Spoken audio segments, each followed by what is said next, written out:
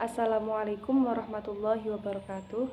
Perkenalkan, nama saya Via Nidaul Atko, kelas 3 SIA NIM 225720040. Di sini saya akan menjawab dari jawaban UTS Manajemen Strategis.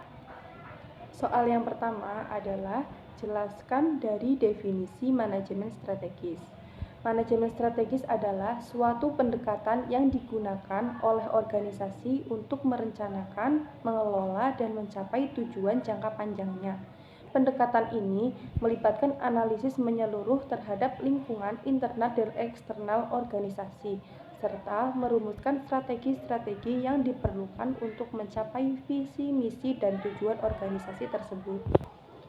Soal nomor 2, ada 3 alasan mengapa suatu strategi bisa gagal. Yang pertama, kurangnya penyelarasan. Strategi yang baik harus diselaraskan dengan tujuan, visi, dan misi organisasi. Jika strategi tidak sejalan dengan visi dan misi organisasi, atau jika ada ketidakselarasan di antara berbagai departemen atau tingkatan organisasi, strategi tersebut bisa gagal.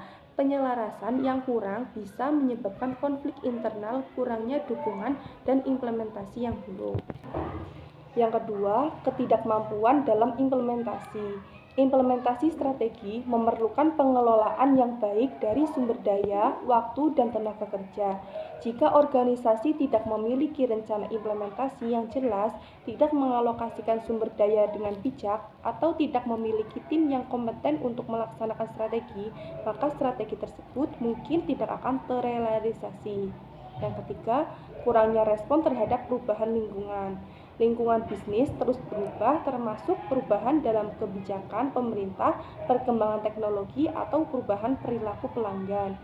Jika organisasi tidak responsif terhadap perubahan-perubahan ini dan tidak memperbarui strateginya sesuai dengan keadaan yang baru, strategi tersebut bisa menjadi tidak relevan atau tidak efektif.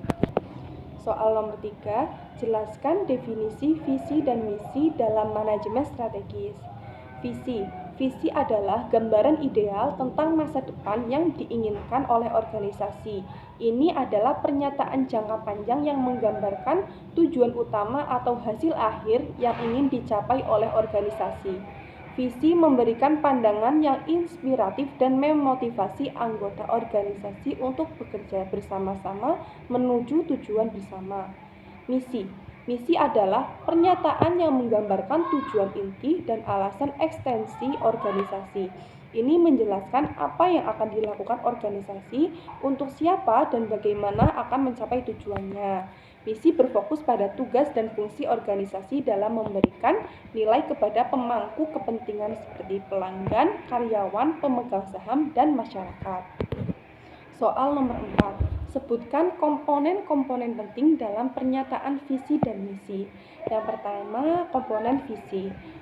Gambaran masa depan.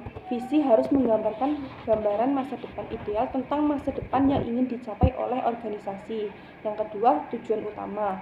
Visi harus mencakup tujuan utama atau hasil akhir yang ingin dicapai oleh organisasi. Yang ketiga, nilai.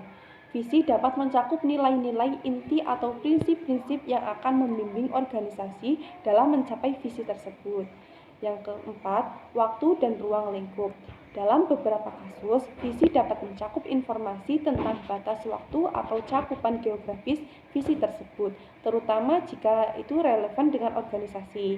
Yang kedua, komponen pernyataan tentang misi. Tujuan inti. Misi harus menjelaskan tujuan utama dan alasan ekstensi organisasi.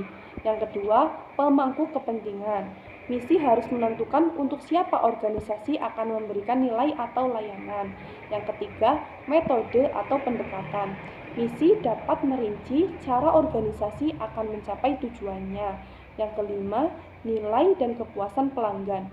Misi dapat menyoroti komitmen terhadap memberikan nilai tinggi kepada pelanggan dan memastikan kepuasan pelanggan.